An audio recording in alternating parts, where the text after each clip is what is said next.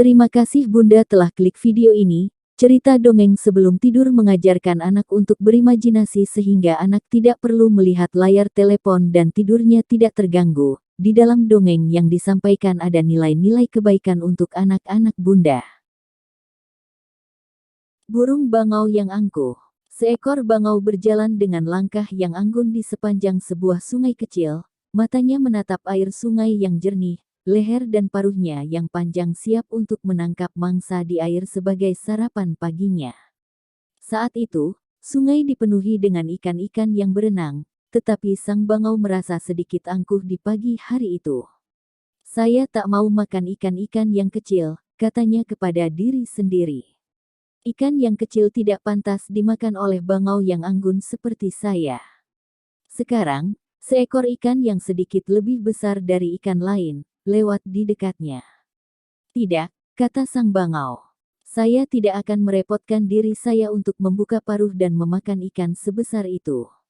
Saat matahari mulai meninggi, ikan-ikan yang berada pada air yang dangkal dekat pinggiran sungai, akhirnya berenang pindah ke tengah sungai yang lebih dalam dan dingin. Sang bangau yang tidak melihat ikan lagi, terpaksa harus puas dengan memakan siput kecil di pinggiran sungai. Cerita ini mengajarkan anak untuk tidak bersikap angkuh, Bunda. Karena sifat ini hanya akan merugikan, baik orang lain maupun pada diri sendiri. Suatu hari, ada seekor kancil yang sedang berjalan-jalan di dalam hutan untuk mencari makanan. Karena makanan di sekitar kediamannya telah berkurang, sang kancil pun pergi untuk mencari di luar kawasannya.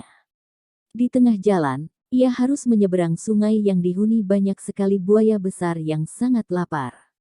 Kancil pun berpikir sejenak, lalu ia mendekat ke tepi sungai. "Hai buaya, apakah kau sudah makan siang?" tanya kancil dengan suara yang dikeraskan. Tak lama kemudian, muncullah seekor buaya dari permukaan air. "Siapa yang berteriak siang-siang begini? Mengganggu tidur saja. Hai kancil, diam kau. Kalau tidak, aku makan nanti kamu," timpal buaya yang lain. "Aku datang ke sini untuk menyampaikan pesan dari Raja Hutan, jadi janganlah kau makan aku dulu," jawab kancil. "Ada apa sebenarnya kancil? Ayo cepat katakan," kata buaya. "Baiklah, Raja Hutan memintaku untuk menghitung jumlah buaya yang ada di sini." "Raja Hutan hendak memberikan hadiah untuk kalian," ujar kancil. "Jadi sekarang, panggil semua temanmu," lanjutnya. Mendengar hal itu, buaya sangat senang dan langsung memanggil semua kawannya untuk berbaris berjajar di permukaan sungai. Namun, mereka semua ternyata hanya diperdaya oleh si kancil. Dengan cerdik, si kancil langsung pergi setelah menghitung buaya terakhir di ujung sungai dan lolos dari cengkraman buaya yang lapar. Kisah kancil dan buaya mengajarkan bahwa kecerdikan dapat mengalahkan kekuatan. Meskipun berada di situasi sesulit apapun. Meski begitu, berbohong juga tidak patut dibenarkan ya, Bunda. Pada dahulu kala, hiduplah seorang perempuan miskin bersama anak tunggalnya, bernama Malin Kundang. Sehari-hari perempuan itu bekerja sebagai nelayan. Namun, penghasilannya tidak bisa mencukupi kebutuhan sehari-hari sehingga mereka hidup berkekurangan. Saat Malin Kundang beranjak dewasa, dia memutuskan untuk merantau ke kota untuk mengadu nasib di sana. Meskipun berat hati, ibunya pun mengizinkan Malin untuk merantau. Beberapa tahun kemudian, Malin berhasil mengubah nasibnya. Dia telah menjadi saudagar yang kaya raya serta juga mempersunting seorang perempuan bangsawan yang sangat cantik. Suatu hari Malin ingin melihat keadaan desanya yang sudah lama ditinggali selama bertahun-tahun. Dia datang membawa banyak uang untuk dibagi-bagikan kepada para penduduk. Penduduk di desanya sangat senang. Di antara mereka ada yang mengenali Malin, yakni tetangganya sendiri. Orang itu pun segera pergi serta hendak memberikan kabar gembira tersebut kepada Ibu Malin. "Ibu, apakah kau sudah tahu, anakmu Malin sekarang telah menjadi orang kaya?" seru tetangga itu. "Dari mana kau tahu itu?" "Selama ini aku tak pernah mendapat kabar darinya," ucap Ibu Malin, terkejut. "Sekarang pergilah ke dermaga. Anakmu Malin ada di sana. Dia terlihat sangat tampan, dan istrinya juga sangat rupawan, ucap tetangganya. Ibu Malin tak percaya. Matanya berkaca-kaca. Sungguh, ia sangat merindukan anaknya selama beberapa tahun ini. Maka ia pun segera berlari menuju dermaga. Benar saja, di sana terlihat Malin dengan istrinya yang sangat rupawan. Malin, anakku, mengapa kau pergi begitu lama tanpa mengirimkan kabar? Katanya sambil memeluk Malin kundang. Malin yang merasa malu mengakui ibunya yang berpakaian lusuh tersebut dan bergegas melepaskan pelukan ibunya. Apa benar orang tua ini adalah ibumu? Tanya istri Malin, bingung. Dia bukan ibuku, dia pengemis yang mengaku-ngaku sebagai ibuku, jawab Malin. Mendengar hal itu, ibunya sangat sakit hati atas perbuatan Malin, hingga akhirnya ibu Malin mengutuknya menjadi sebuah batu. Yang mana batu tersebut sekarang terkenal menjadi sebuah cerita rakyat. Aji Saka. Pada dahulu kala, ada sebuah kerajaan bernama Medang Kamulan yang diperintah oleh raja bernama Prabu Dewata Cangkar yang buas dan suka makan manusia. Setiap hari sang raja memakan seorang manusia yang dibawa oleh Patih Jugul Muda. Sebagian kecil dari rakyat yang resah dan ketakutan mengungsi secara diam-diam ke daerah lain. Di dusun Medang Kawit hiduplah pemuda yang bernama Aji Saka yang sakti, rajin dan baik hati. Suatu hari, Aji Saka berhasil menolong seorang bapak tua yang sedang dipukuli oleh dua orang penyamun. Bapak tua yang akhirnya diangkat menjadi ayah oleh Aji Saka itu ternyata pengungsi dari Medang Kamulan. Mendengar cerita kebiasaan Prabu Dewata Cangkar, Aji Saka berniat menolong rakyat Medang Kamulan. Singkat cerita, Aji Saka tiba di Medang Kamulan yang sepi. Sementara di istana Prabu Dewata Cangkar sedang murka karena Patih Jugul Muda tidak membawa korban untuk sang Prabu. Dengan berani, Aji Saka menghadap Prabu Dewata Cangkar dan menyerahkan diri untuk disantap oleh sang Prabu dengan imbalan tanah seluas serban yang digunakannya.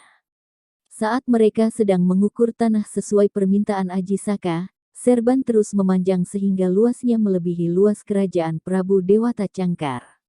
Prabu marah setelah mengetahui niat Aji Saka sesungguhnya. Namun, dengan sigap Aji Saka melilit kuat tubuh sang Prabu yang kemudian dilempar ke laut hingga hilang ditelan ombak.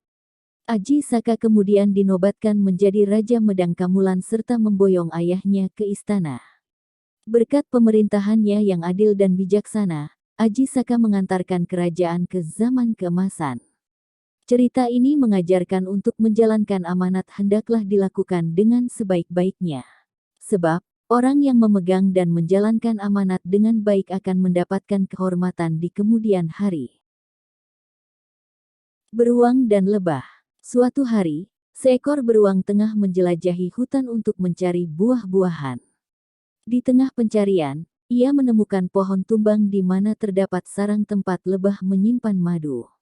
Beruang itu mulai mengendus-endus dengan hati-hati di sekitar pohon tumbang tersebut untuk mencari tahu apakah lebah-lebah sedang berada dalam sarang tersebut.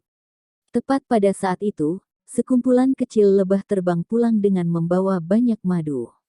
Lebah-lebah yang pulang tersebut tahu akan maksud sang beruang dan mulai terbang mendekati sang beruang, menyengatnya dengan tajam lalu lari bersembunyi ke dalam lubang batang pohon.